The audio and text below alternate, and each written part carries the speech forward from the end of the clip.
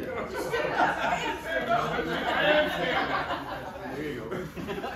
So guys, welcome, and thank you guys all for coming this evening. Just to briefly introduce, this is Mike Healy and Michelle Snow from Fourth Element.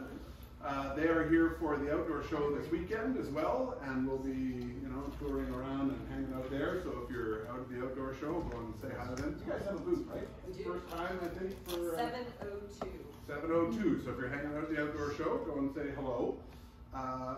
For many years, not new this year, but I'm continually impressed with Fourth Element as a company. I've worked for a number of multinational corporations, Coca-Cola, Kimberly-Clark, all these big blue chip companies, and for years I've heard them talk about corporate values.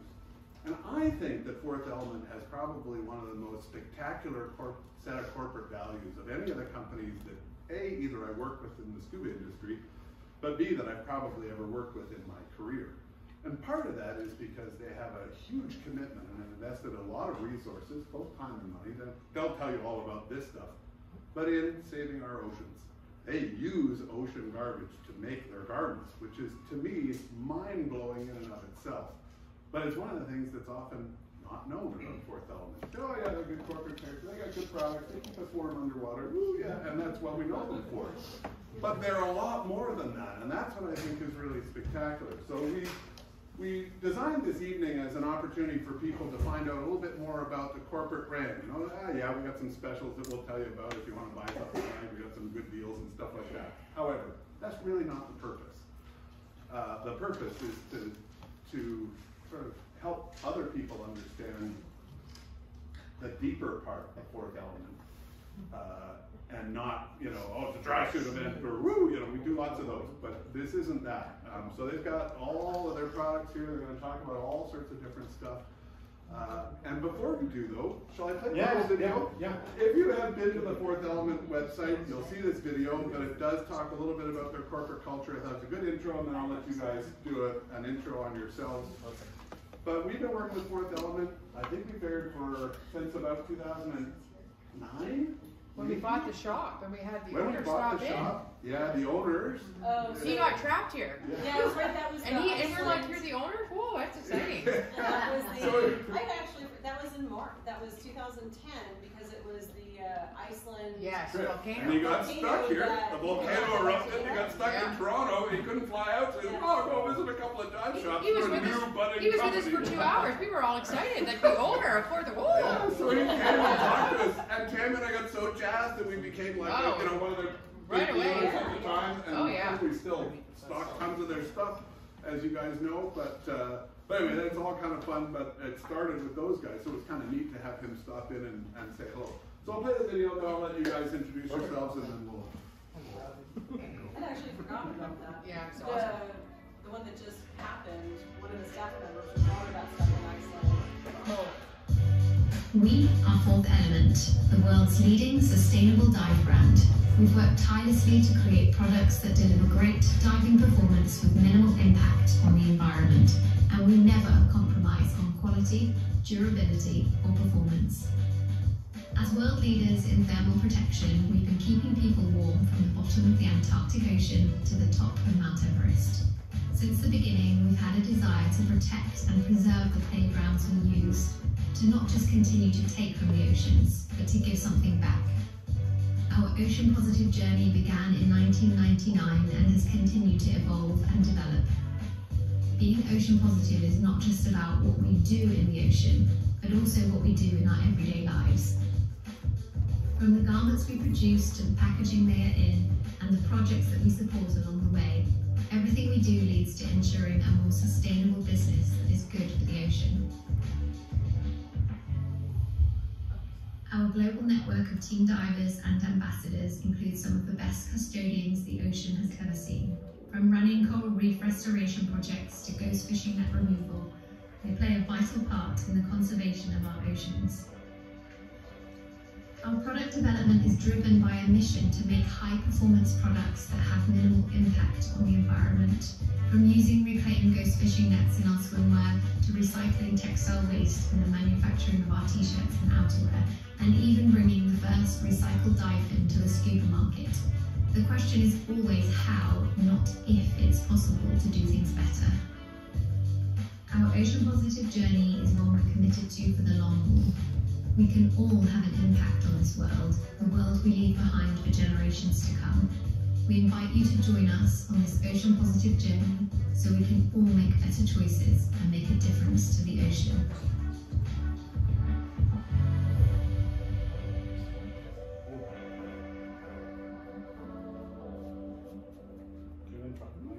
Yeah. Thanks, Brad. Thanks everybody for coming tonight. Listening to us talk about a brand we both are quite passionate about. My name is Mike Healy, and I'm from a town called Gibsons on the Sunshine Coast in BC. And it sounds kind of weird because it's rarely sunny in BC. I've worked in the diving industry for like over 30 years now. I'm a retired diving instructor, still an active tech diver, but most of all just passionate about the ocean. So I guess almost 10 years ago, 8 or 9 years probably, I joined a company called Fourth Element, which is a UK company. And so I'm the Canadian representative, kind of traveling across the country, meeting with people like Brad and Tammy and showing them, what's new in the lineup and helping them outfit their customers in our product. Has it been 10 years? Almost, yeah. Time flies when we're all having fun. Yeah. My name is Michelle Tomillo, and I am based in somewhere sunnier, but it's not called the Sunshine Coast. I live in Southern California, and the beauty of working remotely, so I've been the national coordinator, I guess, for all of North America for the company. I started July 1st in 2008, so I've been here a long time. I've seen us grow from a little 3/4 page of products to, everything that you see here and then some. So it's been a nice kind of transition of seeing how we've grown and added new things slowly, and then the change to using more sustainable products and I've pretty much, I think I've worn everything. I have to prove that if I'm going to sell it to you, I need to know how it works and if it's going to keep me warm. And I'm a sissy, so if it can keep me warm, it'll keep anyone warm. And so it's been nice to see like the gradual increase of all of our products and what we've done and how we've not only do we talk the talk, we walk the walk. And so it's been nice to see. Again, we're passionate people. I'm not a retired instructor. I'm not even a professional instructor. I'm just a happy recreational person. What's that? Good way to go. Yeah. But I've seen like all the changes that we've done, and it's obviously we're here because we love the ocean. I'm not a mountain person. I'm going to go scuba diving, but it's nice to see, and I do live near the coast, so it's nice to see different things that we are getting involved in, especially like the ghost nets fishing and taking products like how they're done and how to get the nylon and making fins from bottles. And Brad, Tammy, do you guys remember the Strata line that we had? It was like the t-shirts and the boxer shorts. Yep. And it got awarded like the blue, there's some kind of blue standard rating for recycling, and it was made out of recycled coffee grinds. And I think the more hilarious thing was watching everyone come and sell it. So we've always been kind of experimenting in different fabrics to get the most, to repurpose, reuse, that kind of thing.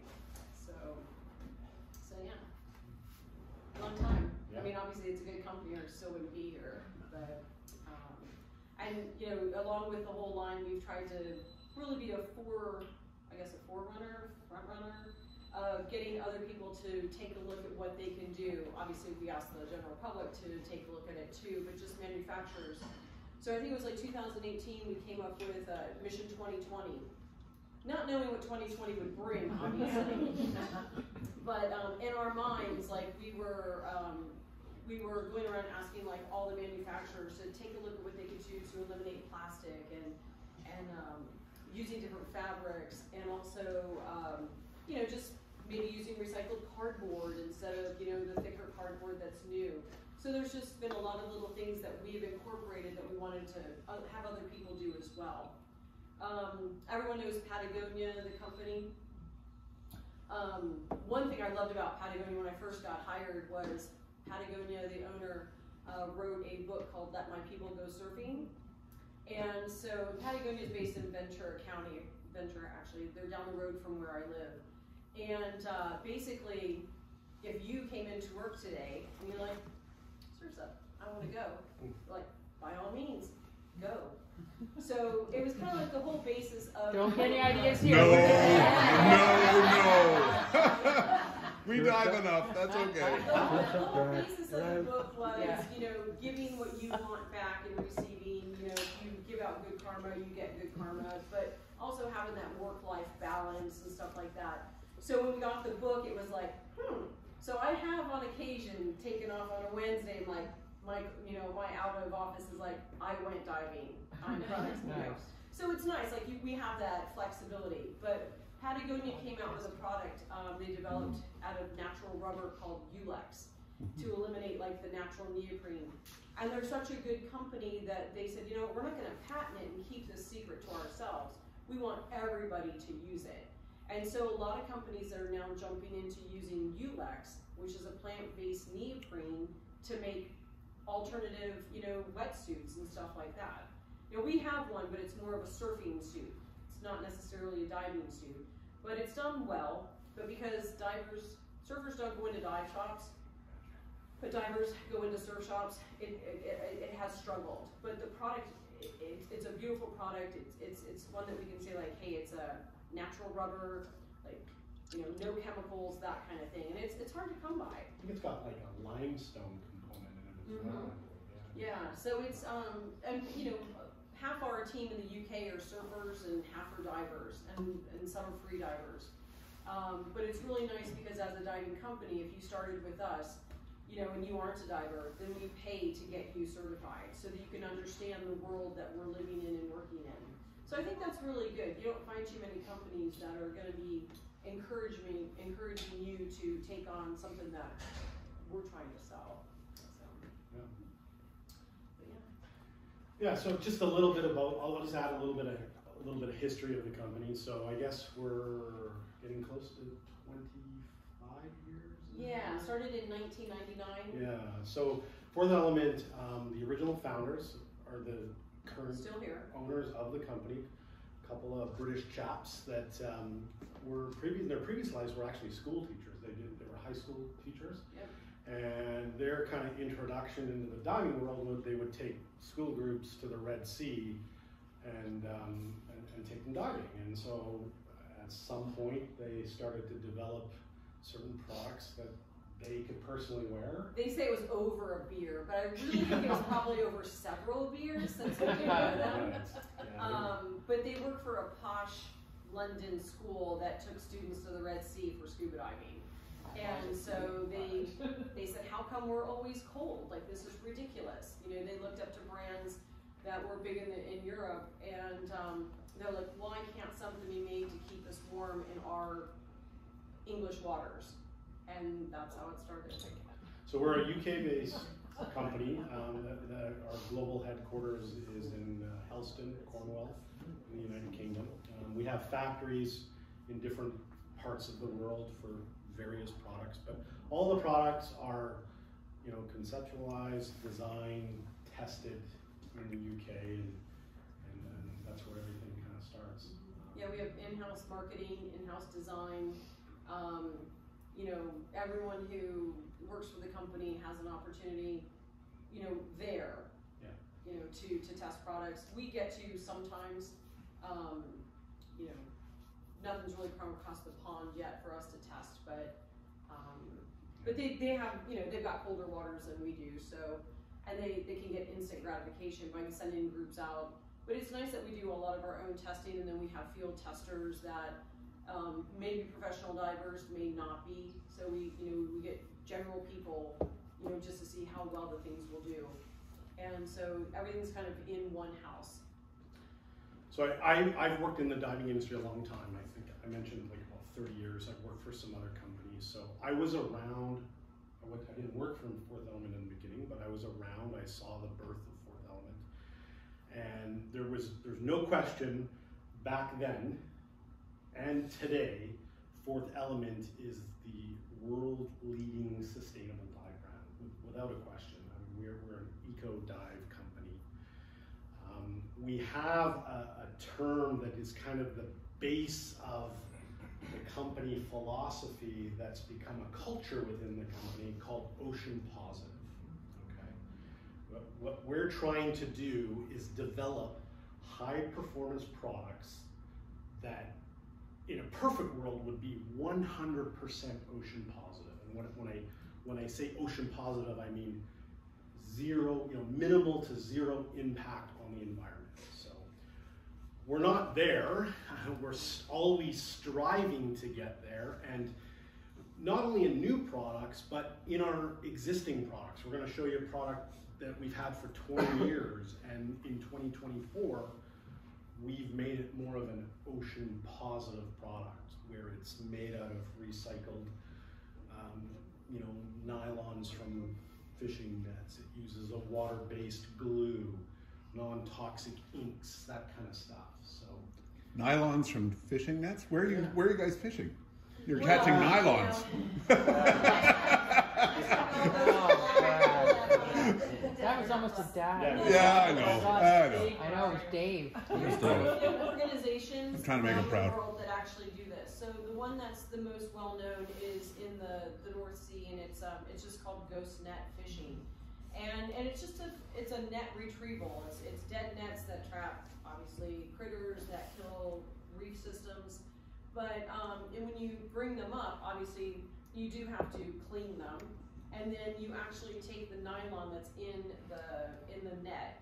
There's an Italian company that actually takes the clean netting and then respins it into fabric. So like you may have, you may have like an Arctic top. Not 100% of it's going to be recycled materials, but it's going to have a large portion of the nylon from that area. And in our area, we've got, like the GUE has a big community, the GUE training agency has a big community in Los Angeles area that does a lot of net removal. I feel like there's this wreck in Catalina called the Infidel. And I feel like they're always cleaning it up because it always catches nets.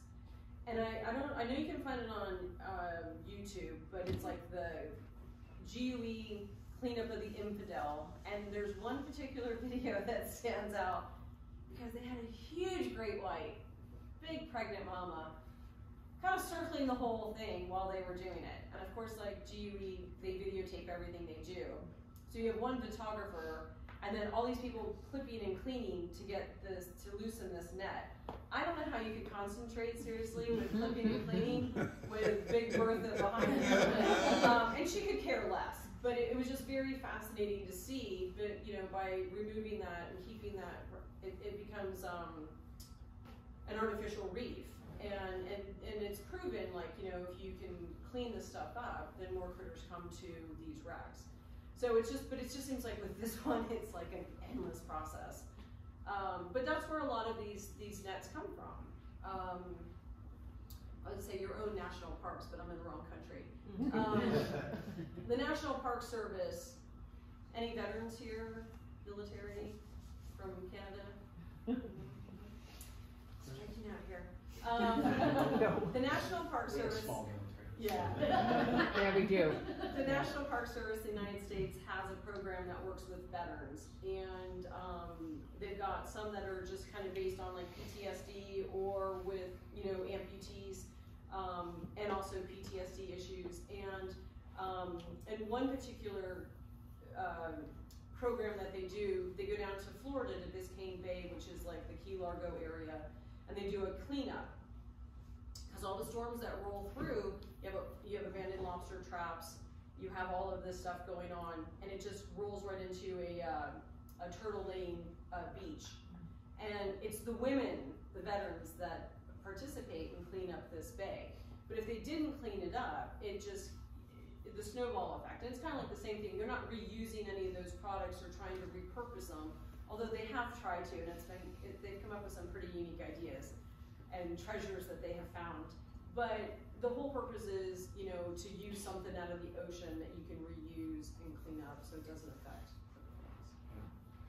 So the whole term ocean positive within the company, I mean, it's about the products, it's about, you know, using the recycled materials, it's about the manufacturing process, but it's also just about the daily practices and culture within the company. I mean, if you were to ever visit our offices in the UK, there's nothing really exciting there to see, but a warehouse and small yeah, business. it's, I mean, you know, less than 1% of anything that's, you know, consumed over there goes to landfill. I mean, you know,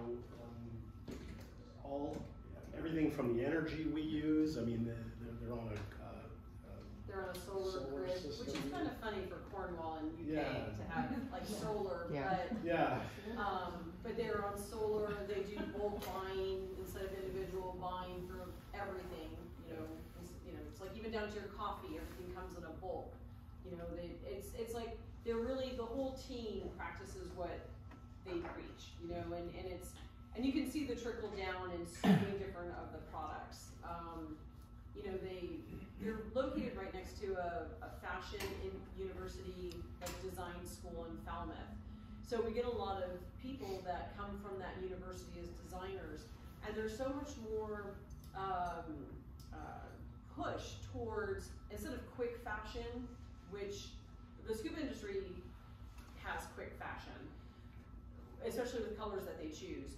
But it's like there's so much more learning process on how to take and source fabrics that come from these kind of places, the ghost nets and finding the Italian products, and we'll show you some fins where they're all made from recycled bottles, but the plastic parts, the automotive companies are your biggest waste of plastic throughout the whole world.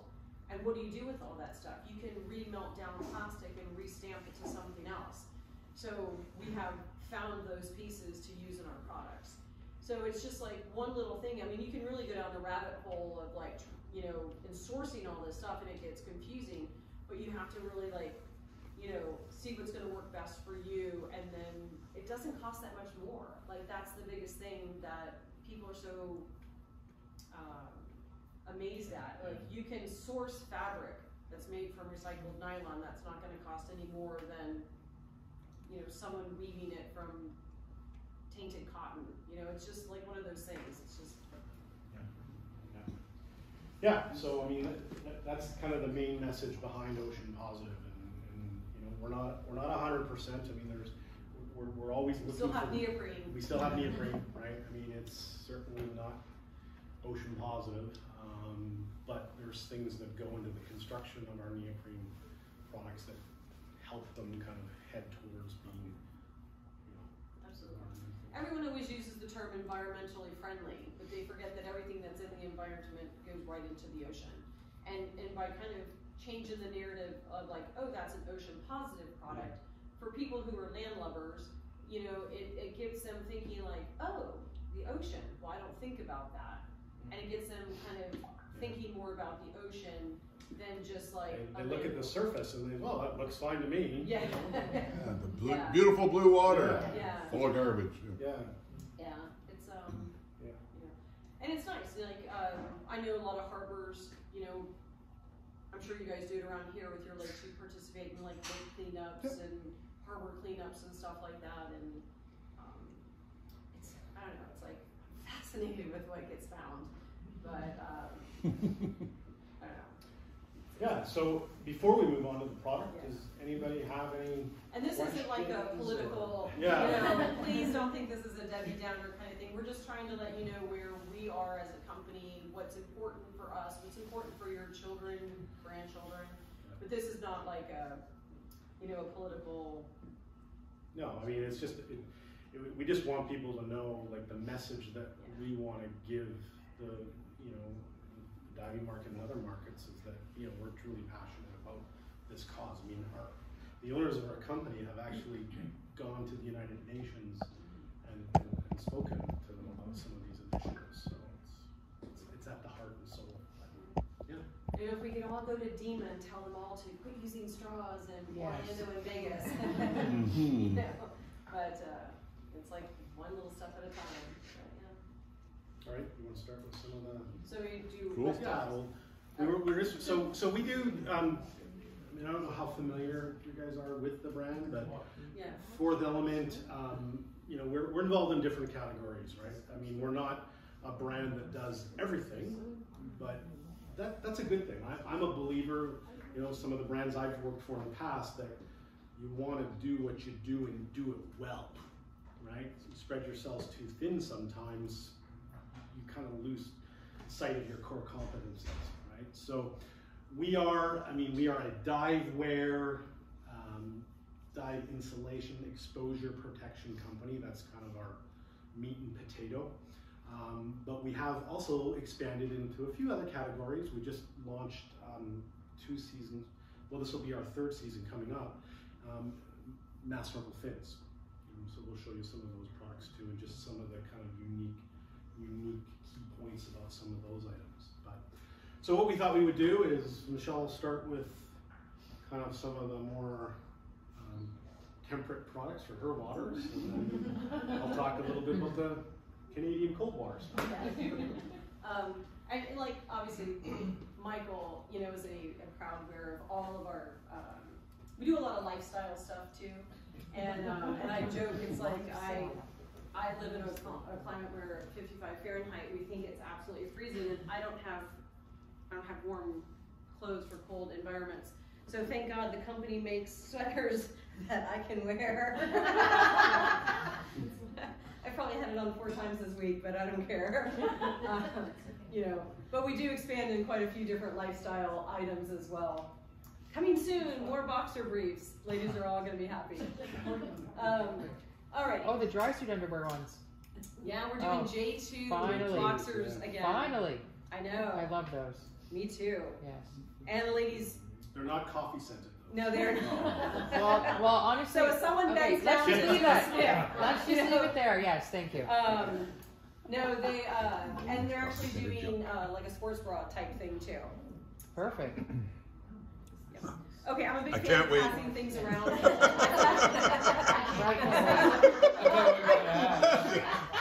Forget about the blue dry suit. That was like the #1 thing that all the ladies flocked to at this event. Okay, for a warm water tropical destination divers. Although I do want to admit, I do have my ice diving certification, so I can go under cold temperatures as well.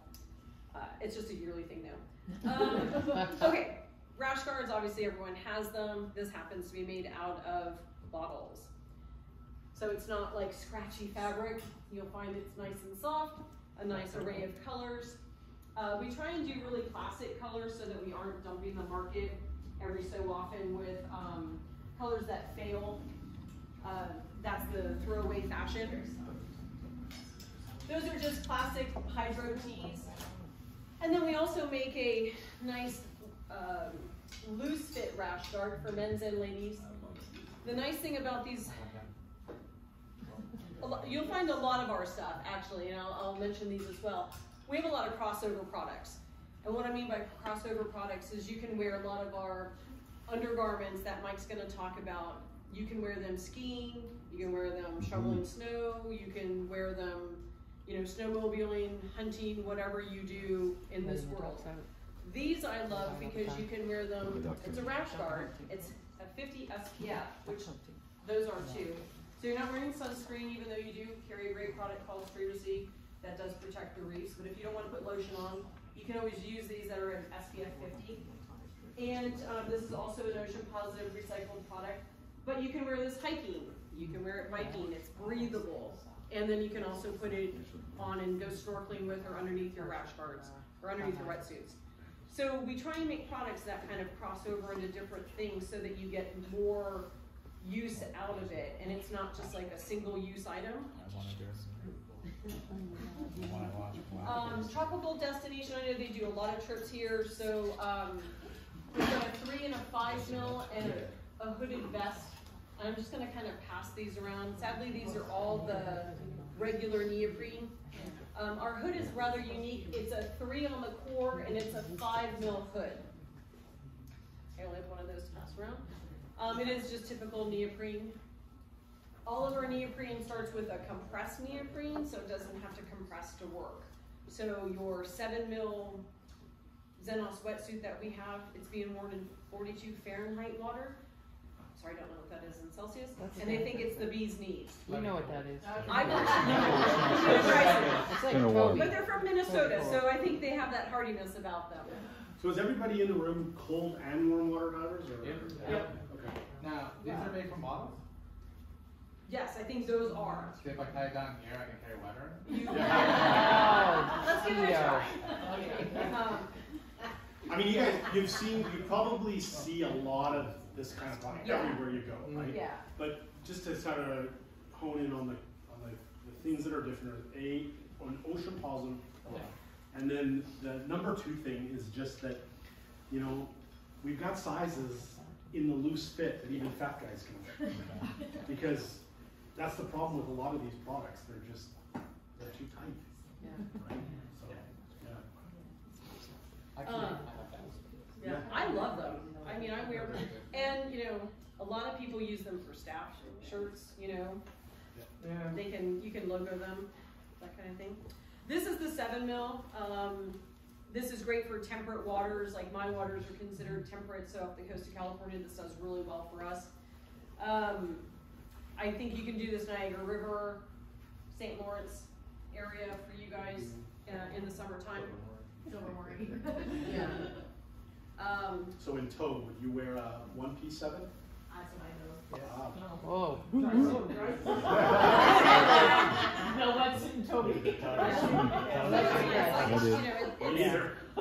We offer a wide range of sizes. Yeah, one time? One time. One time, there you go, one time. Yeah, once I That's do it, right. yeah. Then I Yeah, apologize. we call that a one-timer. It's a one-timer. Yeah. Gotcha. Then they buy dry suits. Right. Yeah. That's the guaranteed way of buying a dry suit. Open water and freezing cold water. Or you just go, or you stay above Sound, 60 and feet. it was, Then it's not as bad. It was with the beaver tail thing. I'd never put on a wetsuit before. And I remember them at all the ferry landings. They were like, oh, they have hot water showers, a quarter. And you're like, that's awesome. And then they didn't tell you that they smell like sulfur. Oh. Has it, nothing like sulfur down your wetsuit. So Brad, do you have a Proteus here? Because we No, I don't think so. Okay, so the Xenos is our easy entry line. It's cut a little bit more generously than say the Proteus, which is our higher line wetsuit. It's available in a 3, 5, and a 7, and also a shorty. You'll notice like we're very minimalistic. I always joke that we're the little black dress company. We don't put a whole lot of color on our items. On the arm, it's completely fine. Add a little fuchsia or raspberry. I refuse to say it's pink.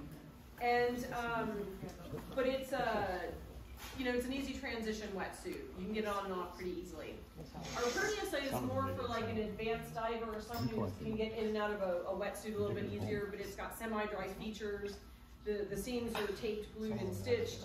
It has a double neck seal.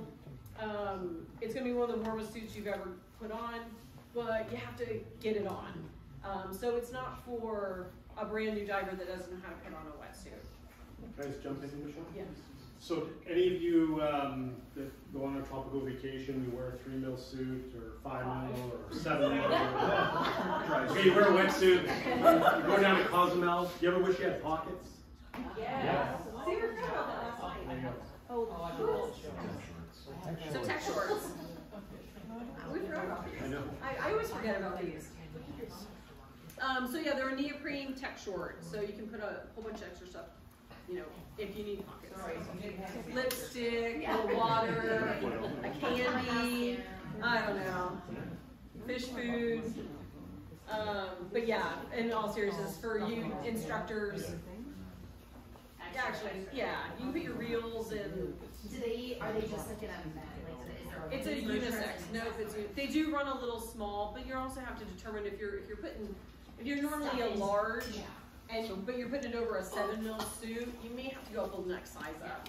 Where do you, Brad, I haven't taught in many years, so when you teach like SMDs for recreational diving, wetsuit diving, where do they store their SMD with their students? What's an SMB, Mike? I'm kidding. What's an SMB? So either in a dry suit in a pocket dry or a suit. pouch. But I mean like the wetsuit. But if they're new, they would just kind of clip it If off. they're new, usually they'll just clip it off to the side.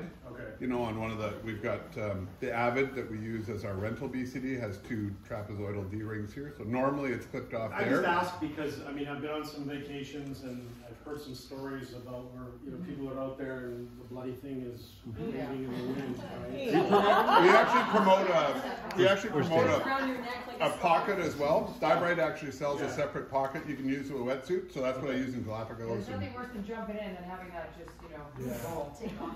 We don't need to see anything else. We don't. No, we don't. No. Especially when we're chasing it in the Niagara. Having in the pocket is fantastic. I asked, I mean, all jokes aside, we heard about some tragic incident on the Aggressor a few weeks ago where somebody's got away from them and it got wrapped around the propeller, they got wrapped around the propeller. Oh, no. They lost a leg. Yeah, So, not good. just, that's my point about, you know, High having tech pockets. shorts. Yes. Control, you know. Yes. Yeah, we also have the Fourth Element shorts too Yeah, that we yeah. sell Yep. as well. We do a line of just regular These 3 and 5 mil gloves.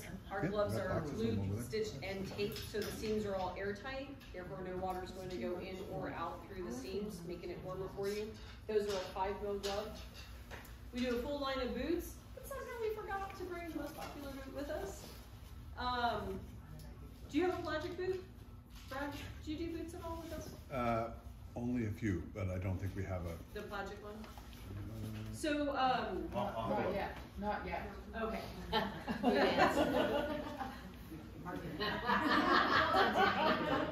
we happen Good just answer, to forget Pat. it. That's all I'm here for, you know.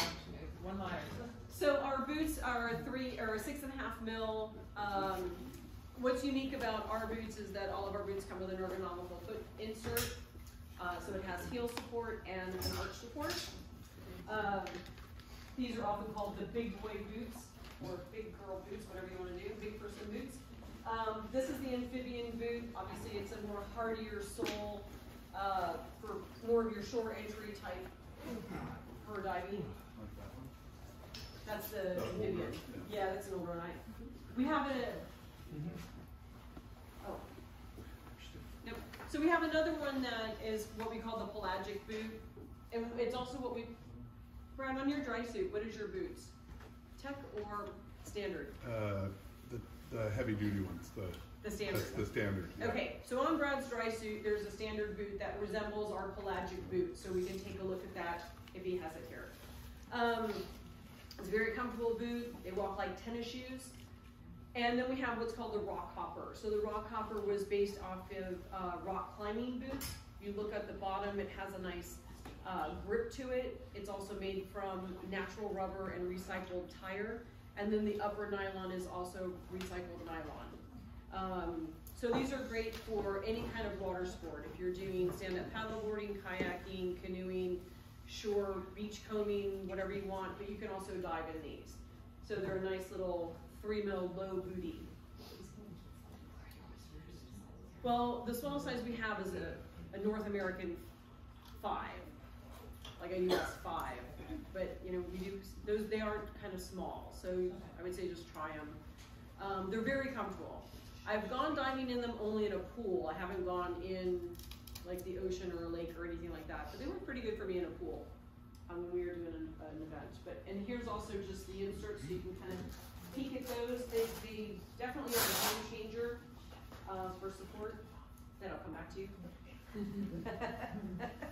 But and then, like I said, the boots walk just like tennis shoes.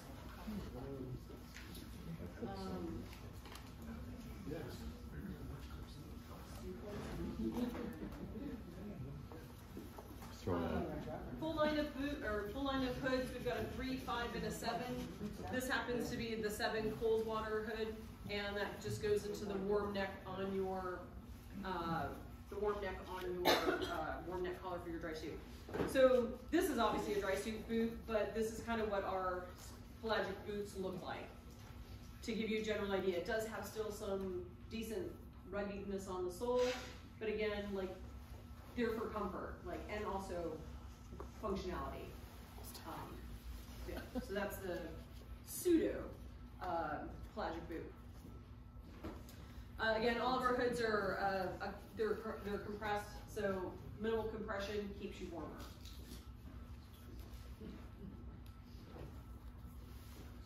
Just as an FYI, the 7 mil hood does not give you ice rain freeze in underneath. Yes. Oh, okay. Is there like a guarantee with that? I will guarantee it. Okay. It's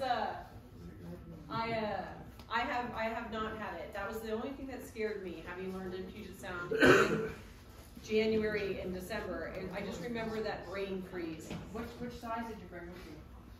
I'm diving this weekend. I have a large 7 mil in here. I will definitely take it out of this dry suit if you want to give it a try. Back to like our temperate waters, tropical destinations, we do have what's called the Stinger suit. It's kind of unique. We've got a hood attached to it and also little gloves. Those are for your destinations that have a lot of critters in the water, your Australian waters, or anything that's going to sting you. But it also gives you full head to toe SPF. This can go underneath a wetsuit, or you can, there are little mitts, or you can wear it as a standalone, snorkeling, diving. I tend to wear a lot of the Lycra when I go on tropical destination trips. And then for all of you standing out in your cold temperatures here, we have the Tidal robe. It does come in an orange. It's kind of like I call it a roasted sweet potato color, but this is very luxury, warm, fleecy, and the pockets are fleecy. I mean, so I think it even has a pocket in here if you need it, again for that lipstick or whatever, chapstick, keys. So yeah, so we've gotten into several different types of outerwear. As you can see, we still have Arctic jackets over there. We've done some, Mike has a storm jacket that was a one and done. You have to beat him up for it. Yeah. There's only a few left in the company. Yes, extra small and Yes.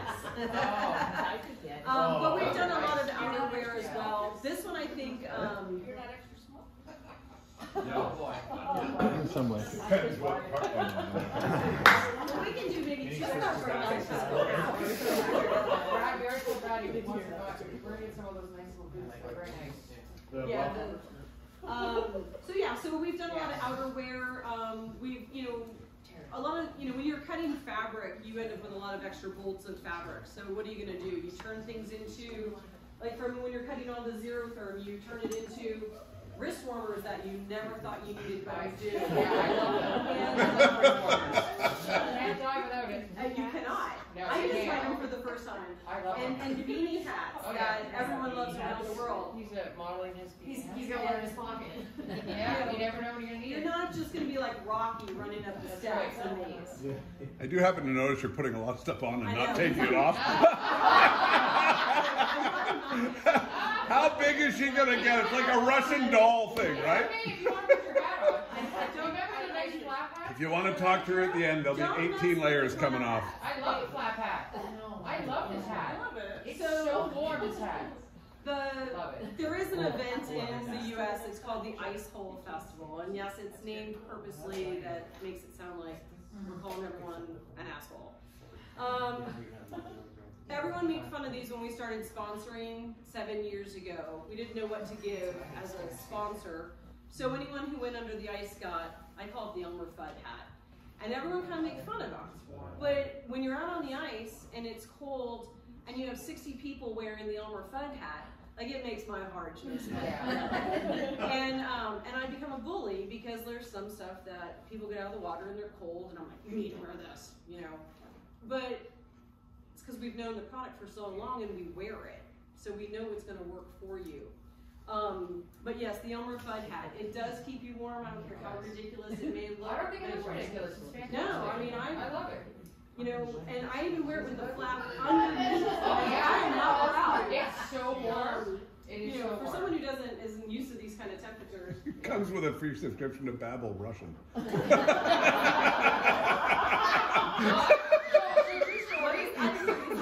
story. It started 3 days ago.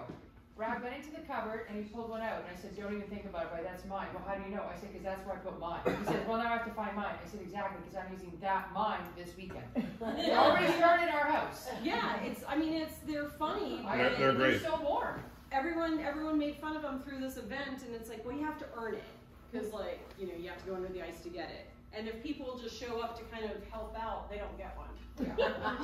Nice. Very warm. But yeah, so we've done a lot in outerwear. This one, the title robe was done very well for us. It's super comfy. I would pass it around, but I don't think I'd get it back. So you guys you know, pet it like it's, you know, and then another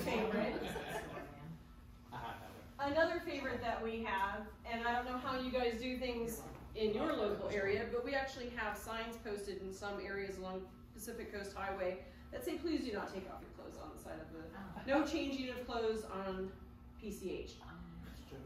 And yeah, and there's an area in Laguna Beach that is a high-end area, and it's all the surfers go and the divers, and everyone drops a towel. So we, this didn't come from California, but this is a changing poncho. But it also has other effects to it too, where you can, it's wind resistant, it's a trial limit on the outside, so it's wind resistant, it's also water resistant, and you can also change the clothes under it. I can vouch for it. I have changed my clothes in that poncho. I have too. I have never dropped the towel, but when you have two towels and your husband's hanging onto one and you're hanging onto the other, it doesn't really work. Or you're changing So yeah. We can all be Handmaid's Tale, I guess. Oh, yeah, there you go. If you know, you know. Anyway, so it's super easy. We've got them in a couple different colors. They are oversized for a reason. And you just tuck your arms in and do your thing underneath the change. But they're great for boats. They're great for, you know, discretion. But it also has a purpose too, where it'll keep you warm. Doesn't generate warmth for you, but it will protect you from the elements.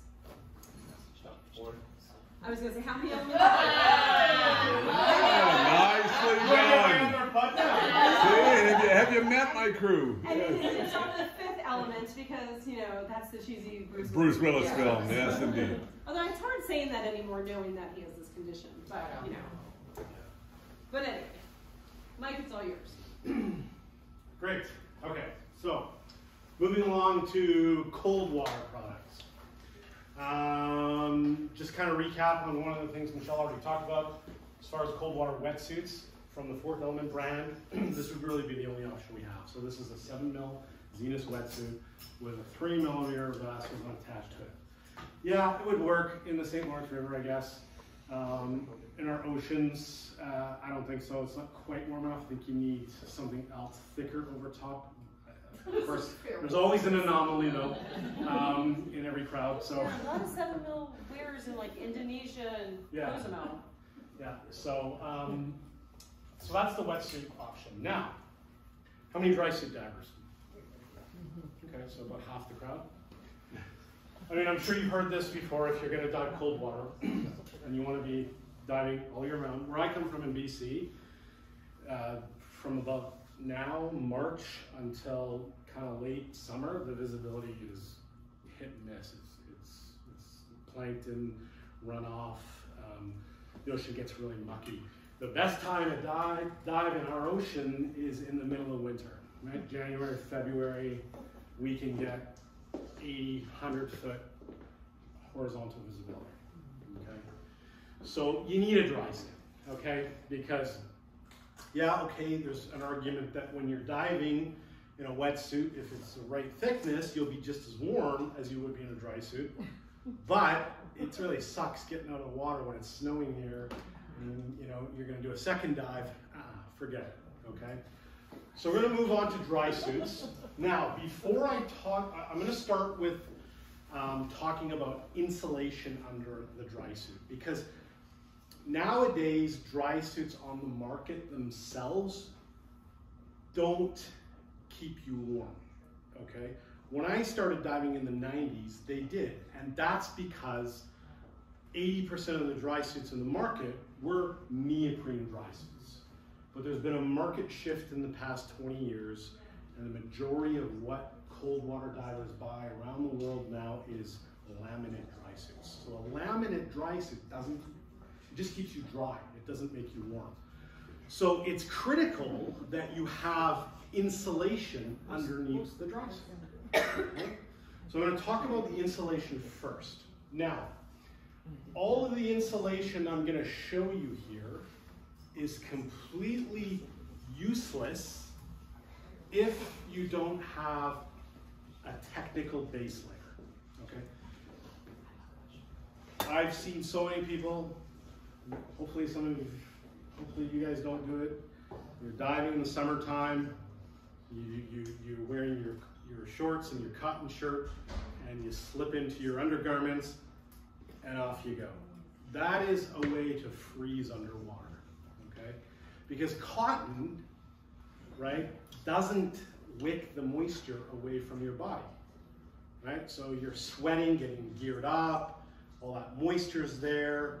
You go down diving in your dry suit, you're colder than you would be in the wintertime. And that's because of all the moisture. So you have to have a technical product. It doesn't have to be Fourth Element. I mean, let's face it, this kind of product is sold in. You guys have not put the co-op out here. We all know Marks, right?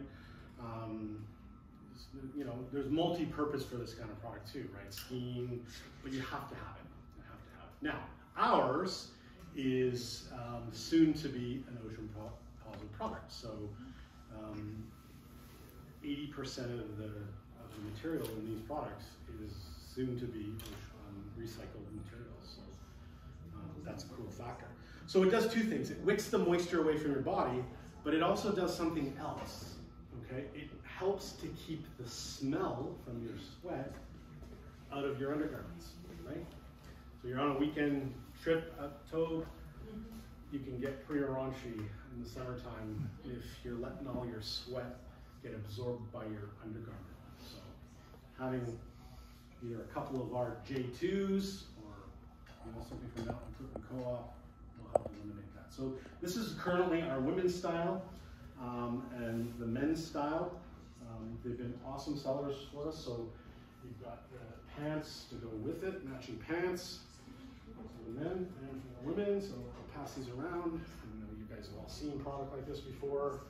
We just do the one color. There's no color choices. So the men get the gray. And if you want, women want the women's cut, they have to go with the black and the green stitching on it. So yeah, you know, that.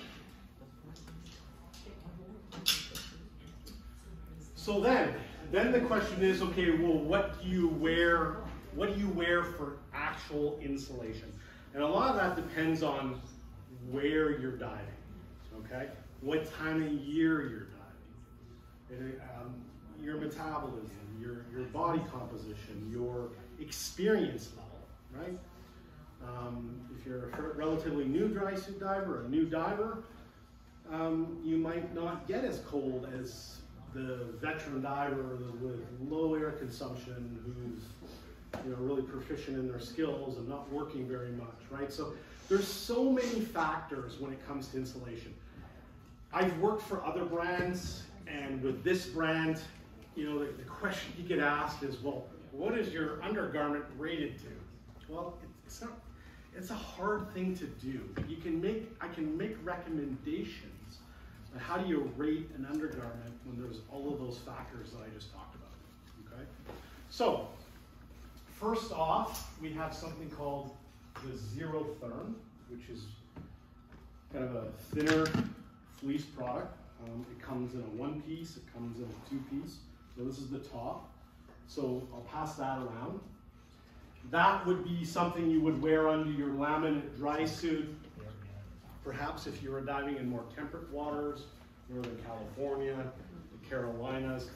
Not going to be a standalone product that you would wear in Canadian waters. You could layer it, okay? Because remember,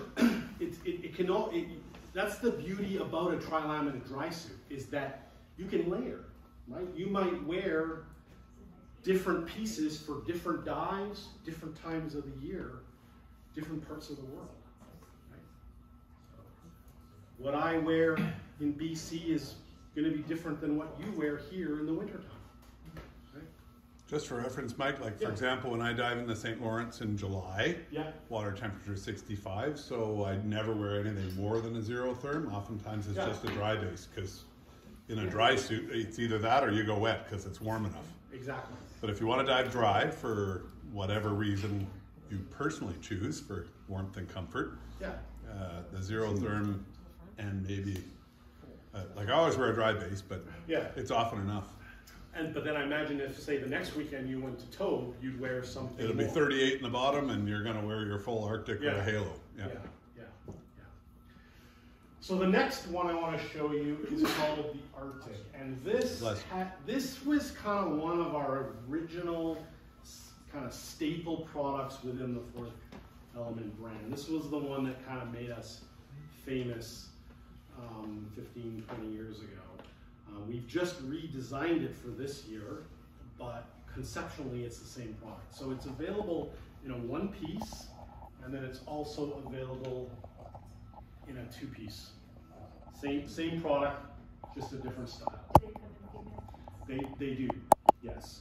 So that's what, in last year, the older version, we did a men's and women's in the two piece, but we only did a men's in the one piece. Now we do men's and women's in both. Okay. We also do specialty sizes, so shorts and talls. So there's a wide range of.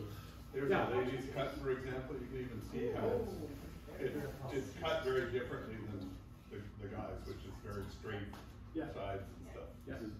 Is the zipper new for this year? Yes.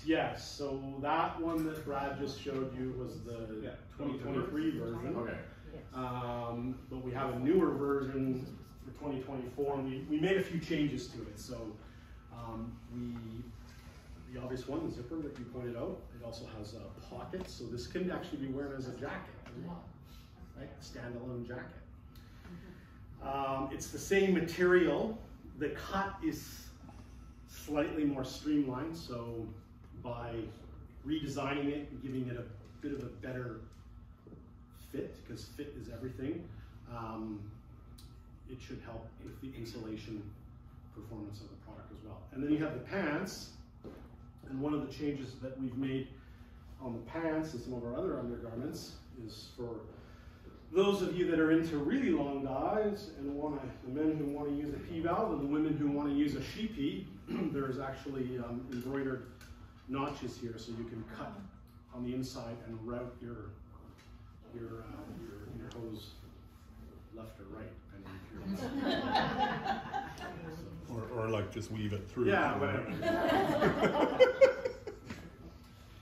No comment. The hose. Yeah. What do you think you saw? And then the other thing that's new about this product compared to the one that Brad showed you is that this is now an ocean positive product. So internally we have a number for all of our products that we need to obtain for us to designate it as an ocean positive product. Okay? So if in order for this to become ocean positive, 60% of raw materials, anything that goes into the manufacturing of the product, has to be environmentally friendly. Okay? It's not necessarily recycled, but like ethically sourced or. Yes, exactly. Ethically sourced, not necessarily recycled. Repurposed. Yeah, you name it. So, and so we can tell you within the range. Well, this one happens to be 80%. This product 60. This one 100. So, yeah. Mike, you got a question here? Question? Are you guys looking at natural fiber products? Like merino wool has been very, very successful. Yeah, you hear a lot of that about merino wool, especially in mountaineering and stuff. Yeah, so. We've never used any merino wool items, to be honest with you. Like we do a lot of lifestyle products that, you know, because we are based in England, you have a lot of those hardy kind of fleece mixed wool items, like the sweater. Like, you know, they try and source wool from England and, you know, to make it an in-house product. But we've never used any kind of merino wool product in any of our undergarments or even in our wetsuits. They just gone a different route. But they try very hard. Like a lot of our t-shirt lines, the cotton that they're using is, you know, not treated with chemicals. They try and find good sources for it. You know, water-based inks, that kind of thing. So yeah, I mean, maybe not one particular item, but they definitely take the time to source out items that are going to be sustainable. Yeah.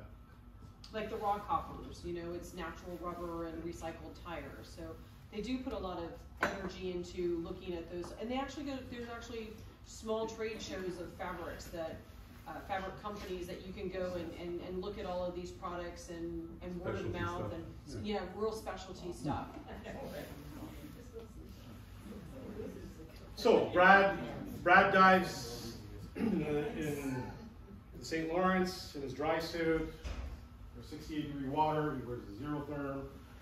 Next weekend he goes to Tobermory. Maybe he'll, you know, put on his Arctic. He can also wear his Zerotherm underneath.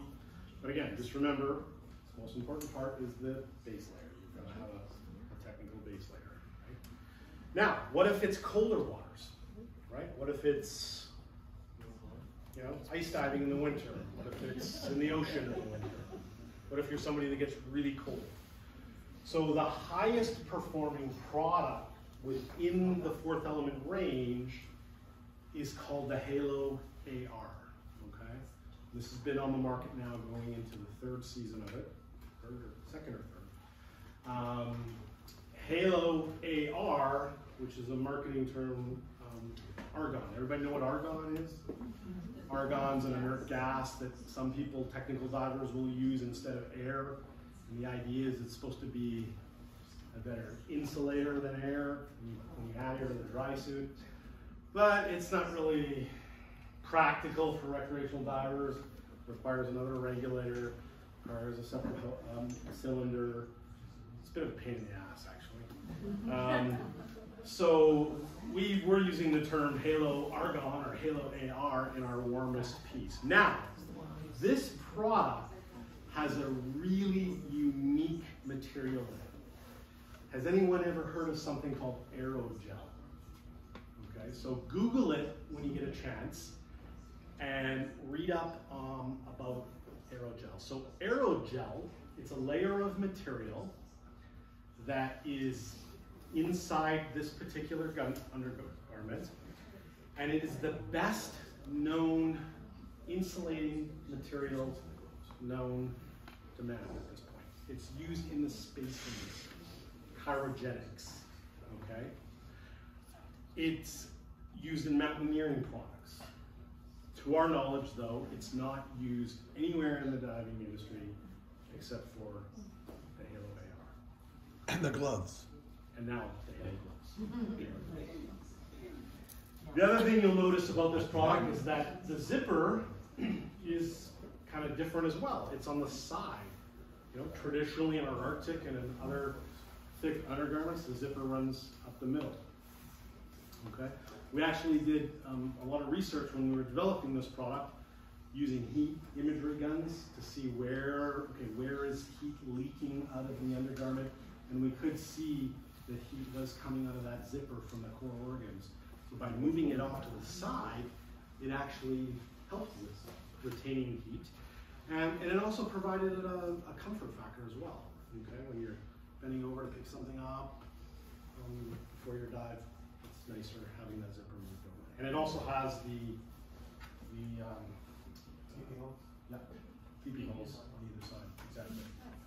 And then the standard stuff like, you know, thumb loops, stirrups, which most undergarments have nowadays.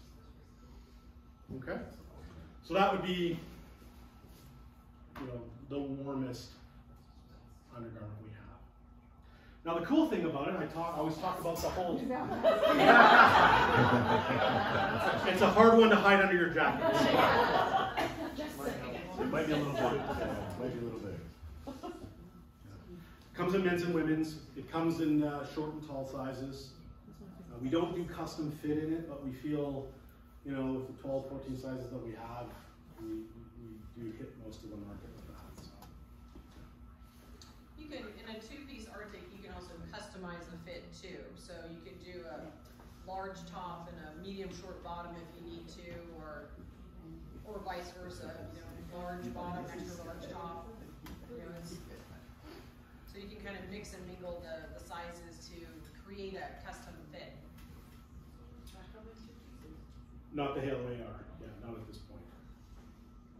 Down the road, I'm not sure.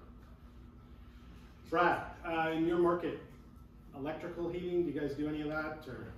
Yes, some people do. Not everybody, but some people do. Generally, I would say Santee stuff. Yeah. Some Halcyon stuff, but mostly Santee stuff, probably, to be honest. So it exists, right? We all know that there are vests and gloves that you can get that, you know, are battery operated, electric heat.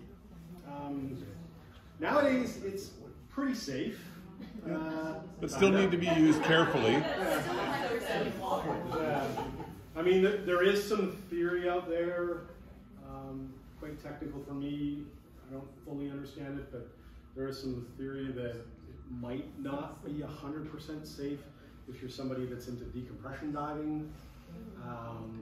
In fact, Dr. Pollock spoke on this a couple weeks ago on the strategies. If you're going to use heated undergarments, there are strategies you need to use. You need to start cold and finish warm, as opposed to starting warm and finishing cold, because that can be dangerous for decompression, because you're trapping stuff out in the extremities of your vascular system. So there's a whole webinar that he did on that as one of the myths. You know, hey, heated undergarments are good. Well, they can be if used properly. Yes, exactly. And then the only other point I would make on those, so Fourth Element we're not in that arena at this point. My recommendation is that if it is something, stick with kind of the three top brands that know what they're doing, and that would be Santee, DUI, Venture Heat. I have concern with some of the other stuff that's imported. I've heard some stories of people getting some bad burns. Because imagine if you're on a dive and you've got electrical shorts, and it would really suck if you had a decompression obligation. Just let some water and cool it off, right? So, just stick with, and then the other downside is that it's very expensive, right? So we did come up with, though, an option that is the next best thing to an electrical vest, a heated vest, and this is called the X-Core vest. And this can be worn with any of them. Halo AR, Arctic, Zero Therm, you name it. So in the wintertime, in BC, when I'm out diving January, February, I wear my Halo AR and I add this X-Core vest underneath. Of course, I've got my technical garment as my base layer, and I'm toasting them. So this is a really good product. And it accomplishes, a lot of it has to do with the fit. It's very form-fitting piece that you can wear underneath.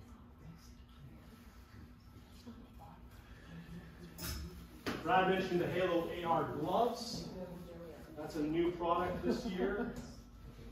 So just like the Halo AR is made out of the aerogel, same thing with the gloves. Can be used for skiing, snowmobiling, scuba diving with dry gloves. And they have a layer of aerogel on the top and on the palm as well. Look this way. Did you bring smalls? I think we've got medium, large, and extra large with us if you wanted to try them. I think we bought some smalls, didn't we, Greg? We might have some smalls. Yeah. I think we've got them all. These, we just started shipping these in October, just before the DEMA show, and I mean, globally, I think we're the first one in Canada. Globally, the response has been amazing. I mean, for me, that's often a limiting factor. I mean, I'm nice and warm, and my hands are freezing, right? I've got a dry glove, but it just isn't enough with some of the other products, right? This is a good one. I wear this a lot in the summertime. It's called the Zerotherm glove, so it's made out of the same material as the one piece and the two piece right. You can also add, Michelle mentioned the wrist warmers. You can add these as well. In the middle. But if you want ultimate warmth, the Halo AR gloves.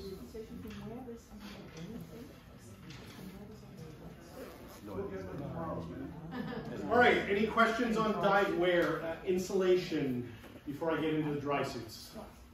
Can these be worn with the wetsuit? Or they either have to be inside? Can they be warm with? Well, yes, they could.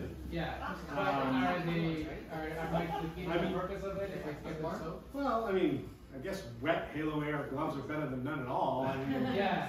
You know, I mean. But they're not intended. Not intended. Okay. No, I would say you'd probably better stick to a neat glove. They're nice. They look more. Okay, so I'm going to jump into dry suits, and that should take us maybe 15-20 minutes to go through the product, talk a little bit about the technology we use, and then we'll open it up for questions. Okay. So dry suits. We do, like I said, nowadays in the diving industry, it's all about laminate dry suits. So we do tri-laminate dry suits. Does everybody know what a tri-laminate dry suit is? Basically, it's 3 layers. The middle layer is a butyl rubber, and then you have a nylon or a polyester material on either side, laminates them together. Very strong, very dry, but they don't give you warmth, right? Before I talk about the product, I want to sort of point out something that's quite unique to Fourth Element. And it was the thing that intrigued me most about this brand when I joined 8 or 9 years ago. And that is the process in which we make our dry suits. Okay? Everybody's heard of a custom fit dry suit. Okay? Custom fit, depending on what brand it is, you might take 15 to 25 measurements, patterns made, and hopefully it fits. We use a technology that we call Biomap, which uses something called photogrammetry. Anybody heard of what photogrammetry is? Take a series of photos, and basically what we're able to do is get a 3-dimensional image model of the client, and we cut the pattern out using that technology. Okay. When we first launched it, it was in 2015 at DEMA, and it was a little different than how we do it now for the dive shops, because obviously we had a scanner. So we had a rotating disc that you stood on, you know, like you would normally do for the photos, and it slowly turned, and the scanner scanned you. And so when it popped up on the computer, you did kind of look like the Michelin Man. But what was really funny was, we know the gentleman who is like the founder son of Star Trek, and so we got him in the booth and we scanned him, and it was pretty funny with it was very Star Trek-y to be scanned. Beam me up. It was definitely a beam me up kind of thing. Oh yeah. So all our dry suits are biomaps. When you get biomap for a dry suit, I'll talk about the process here in a second, but once the order is submitted and it goes into production, comes back, we guarantee the fit. So we guarantee to the customer and we guarantee to the retailer, the dealer, that the suit's going to fit. The new version. As long, within reason, as long as you don't lose a whole bunch of weight, any weight, or gain any weight. So it's a very easy process. It's not something that as the consumer you need to worry about, because that's Tammy and Brad's job. But what it involves is a tripod, a camera, and a metal foot plate. Okay, and what we're going to do here is we're going to take 2 photographs of the customer, and that's all we do. That's all we need to do. So if we're going to set something up here, and we're going to biomap somebody, the foot plate goes down on the ground. It has to go next to an unobstructed wall. We need a plumb line. Made it kind of foolproof. You put your feet, put a little feet on. So we thought we made it foolproof. There are parameters. Well, I thought that was very so the camera has to be positioned exactly 11.5 feet away from the foot plate at a height aiming at the client's just above their navel area. And you can wear anything? Well, as a proprietary product, we would like to have you be in the J2 product. Perfect. However, but what I'm saying, not your regular clothes. No. Yeah. You want to have your dry suit underwear. You can, it has to be the thinnest thing possible. Yeah. So that's why we say the J2. And as a fourth element test center, they would be in a J2. Yes, Exactly. but if you need to wear exercise attire, you can. Just think more yoga pants versus tracksuits. Got it. And if you have hair, Not it needs to go up in a ponytail. So that, yeah. We don't like wetsuits because the photos come and Oh, yeah. we don't know what thickness the person is wearing. Yeah. So that's kind of not helpful. Yeah, We and usually also put, a we two. usually put people in J2 or their own. Yeah, and a two-piece actually works better than say like a one-piece lycra because then you have a definition of a waist. Yeah.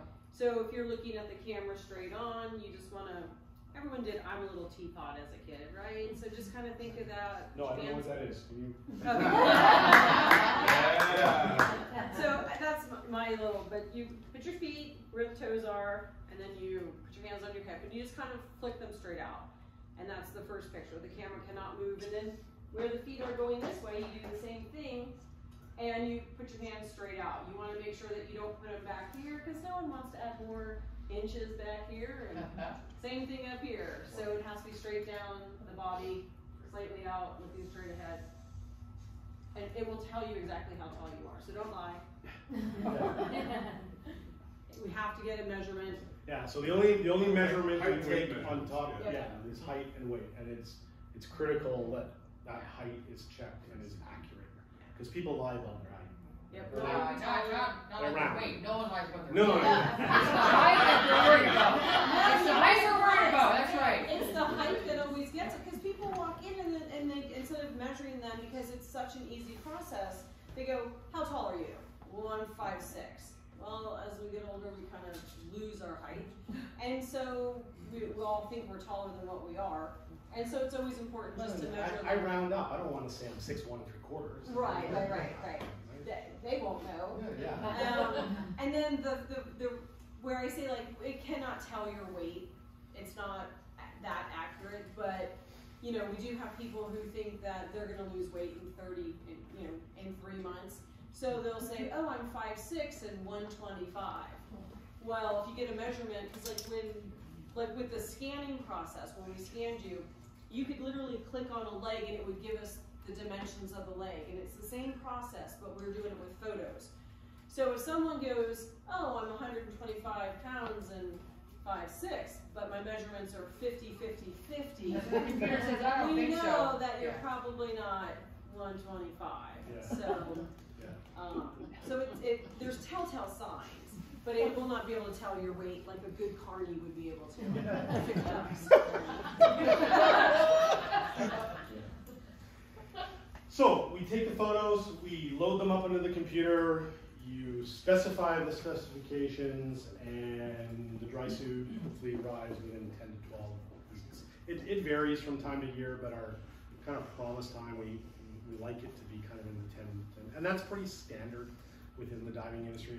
If you're doing a custom measured suit with other brands, that's about what it takes anyway. So there have been certain times when it's that production time. We had a huge military order in Europe, and that the time went up by a couple of weeks. But we communicate that ahead of time so that there's an understood expectation. In the dry suit portal, when we enter the orders, it usually says Yeah. that anticipated order time is currently 12 weeks or whatever. Yeah. It's like we know right away. And the nice thing too is we don't charge for a custom-made suit. So generally, all of our suits are what we call made to measure. You can buy stock sizes off the website, like if you wanted rentals and stuff like that, you can customize your own rental suit. But we don't do an upcharge for a complete custom suit. So the fourth element dry suits, we call them Argonaut. We're on the Argonaut 3.0, which is the third generation of our dry suit. We went through some design changes, some improvements recently. We do two different types of tri-laminate material. So one we call it stealth tri-laminate, and the other we call flex tri-laminate. Okay, so that one there that Michelle is holding, that is our stealth tri-laminate. So, and it's in multicolor, two colors. So we have two shades of blue, the deeper blue, and we also have this lighter material as well that you could add on the outside, lighter color, lighter blue, and then black. That's a very popular color scheme right there with the black lower and that deep blue upper body, and we just happen to have mask and fins that match it. You know? So all our dry suits, the standard configuration comes with an attached latex hood. It comes with your choice of 3 different valves. We do an Apex, a SciTech, and a new Apollo valve. We talk about those. This one has the Apollo valve on it. Apollo valve. That would be attached latex neck seal. Neck seal? Neck seal? Hood, not hood. Yeah, good point. We can do those, by the way, but yes. Attached latex neck seal, your choice of valves, attached latex wrist seals, and then your choice of 3 different boot styles, the standard boot, tech boot, and the sock. We include 2 pockets. You can have 1 pocket or no pockets, but it's the same price. It comes with suspenders. It comes with a nice carrying bag, and it comes with Argo bag and a changing mat. So here's the bag that it comes with, to travel with, and it comes with fourth element changing mat as well. So get into the suit and get your socks wet. Yeah. Now there's upgrades available. This one happens to have the SciTech neck seal system. So the advantage of that is that if you're diving, you accidentally tear your neck seal, you can change it at the dive site rather than bringing it into the shop and have a new one glued in. So those are very popular. And then, and also the only option if you want silicone seals. Right. Yes. So there really is no other option. That's right. There is no other option. Yeah. We can do a neoprene neck if you prefer. Some people like neoprene necks where you tuck the neoprene in. That's an option as well. As an upgrade. As an upgrade. Another upgrade is ordering the suit with what we call ellipse rings. And ellipse rings, there's 2 functions. Allows you to change the wrist seal. You tear a seal, within 2 minutes you can pop a new one in. And it also allows you to add dry gloves. Okay? So if you're going to be diving in Canada in cold water, you have this dry suit that you've invested in, there's a good chance you're going to want to have dry gloves. And we have a new system. We actually have 2. One that we call the Ellipse, and another one that's called PSI. And I believe this is Brad's favorite system that we offer. So it's an aluminum system made in Canada. And it's simple. This just fits into that ellipse cuff. And it's just simply, you line up these dots, and it's just a compression fitting. Turned, it's locked. That's it. Really easy to don and doff. And you can use a heavier rubber glove. You can use a lighter, we call them marigolds, something like that. So there's different glove options as well. So on the Argonaut portal, there's a separate kind of ordering system for just the dry suit. And it's super easy. You basically point and I want the stealth, and now it gives you drop down color options. So you can customize it while you're standing there next to Brad, Tammy, Dave, and you just walk through what you want. And recently, like, you know, we sell glove liners, but they were never on there. So we would go like, do you want the dry glove attachment? Yes. And then another drop down would come in like, well, do you want our heavy duty gloves? Yes. But I'm a salesperson that goes, do you want fries with that? So it's like, well, why don't we have these on there too? Because nobody knows we have great glove liners, so now they're part of the portal. Just so as an add-on feature, because we want to take all your money. So we want to suggest, let's suggest all the products that we can get. No, you want to make them comfortable while they're diving. Right. Well, is that what it is? I'm sorry. I really want you to be warm and toasty while you're diving. Exactly. But I mean, it's like, you know, so those are little things that you don't have to. Sounds like.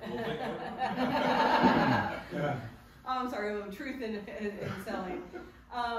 But it's you know, so that you don't have to think about it. So it's like part of that is, you know, a purpose, like the drop down boxes, or like you know, that's all it is. Like, are you aware that we do glove liners? Do you need them? You know, you can get them all part of your dry suit process. So the portal that Michelle mentioned, that you would sit down with Brad and Tammy and staff and place your order, you can actually go on our website tonight and go click on what's called the Dry Suit Designer, and it'll walk you through what all of those options are in the same way as if you were placing the order. Yeah. So, yeah. I think you can even send that to. You can. You can. You can even say, oh, I want This to is what I email want. that to Brad, and Yeah. then I get it. It doesn't mean it's ordered. It No. just means No. You still I have to now come know in, that, oh, take these the pictures. said, oh, I Yeah. like these features, and I'm gonna come and talk to you, and. You as yeah, a that's some consumer can indication. save it to your desktop, but it doesn't get Yeah. saved anywhere on the portal. And I have to say, thank God it doesn't, because our portal would be a mess. So it doesn't, but you can save it and you can send it to, you know, Brad and Tammy, and then they have a general idea of what you're looking for, and then you just come in and do the simple pictures and. We'll still walk you through all the For features sure. that you've selected, because sometimes people will select and go, really? Yeah. Are you sure you want that feature? Because here's maybe why you don't, or maybe why you should select this one. So we'll still walk you through it, and it probably takes a bit of time. It's not a 5 minute, I mean, you could whip through it in 5. Yeah. It's not really detailed, but we'll usually take an hour. I'll usually book an hour appointment with somebody For for a sure. dry suit, so that you are making sure that you're getting all the features that you want, not the ones you don't need, not the ones you don't want. We did it at DEMA, and we thought a half an hour would be enough, and it really wasn't. We got backed up. But we also biomapped 63 people. And I know for the US and Canada, I think all but 3 processed, and we did about 45. So you're looking at, you know, a month's worth of orders in 4 days. And not to mention the rest of the world decided to order a whole bunch at the same time. So I think, well, that week we ended up having, I don't know, almost 100 dry suits get ordered. It must have been the dry suit excitement, I'm not really sure. But we've made the process very easy. And especially nowadays when people want contactless, you know, it's 97% success rate. Like the amount of missizes that we've had has been very minimal compared to the amount of suits that we've actually sold. It's not perfect, but it's darn near. Yeah, and then the only other thing I was going to add about dry suit diving is that, you know, the other thing you'll have to take into consideration is that if you're a wetsuit diver and you're wearing wetsuit boots, there's a chance you might have to look at, you know, investing in a bigger pair of fins, because often dry suits have bulkier boots, so you might need something that has a bigger foot pocket. I mean, Brad's got options over there on the wall. This is our fin of choice for dry suit diving. It's a natural rubber fin compared to some of our competitors that don't use a natural rubber. And there's a couple of really popular brands out there, but this is a unique, a different process in manufacturing compared to our competitors. They all use a mold, a rubber mold. We use a liquid injection process. So what that does is it gives us a nice soft top of the fin, here at your foot, a very strong foot plate for power, and then the blade is somewhere in between. So 1, 2, 3, all different stiffnesses of rubber. Other brands don't do that. So, and it's natural. And oh no, I'm your Vanna. yeah. Another fin this was a product we were very proud of. It's the world's first recycled material fin made out of recycled plastic bottles. with a bungee strap that has different adjustment points. So you can adjust the tension of the strap. So yeah, these are two products that we're really proud of for the, it's all about, well, what's different about it, right? And of course the natural rubber and the recycled fin. A mask to match called the Seeker mask, which is a nice low volume frameless mask. It's an amazing vertical peripheral vision. So, yeah, a couple different colors there.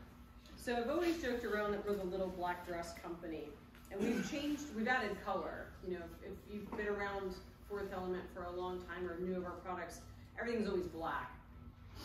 Do you want that? Do you have that in other colors? You sure do, as long as you want it in black. So it's really interesting to see how much we've evolved into color, like burgundy and blue and these orange and blue bags. The recycled fins, we do have a white and kind of the blue color. It's like this. This is our Ocean Positive kind of symbol. When you see these colors, it means it's an Ocean Positive product. So we do have the mask, fins, and snorkel to match with those. And then we are launching blue fins that are in this color. So this is our Seeker mask in just a different color. I just want to pass it around. Please try it on. But you can also be like, if you really want to be color coded, you can get the suit, the mask, and then soon the masks are coming. So that's the aqua color. We've got a new blue coming that's going to match the dry suit and the mask. We only in the Aquanaut do we have it. It's a 2-lens.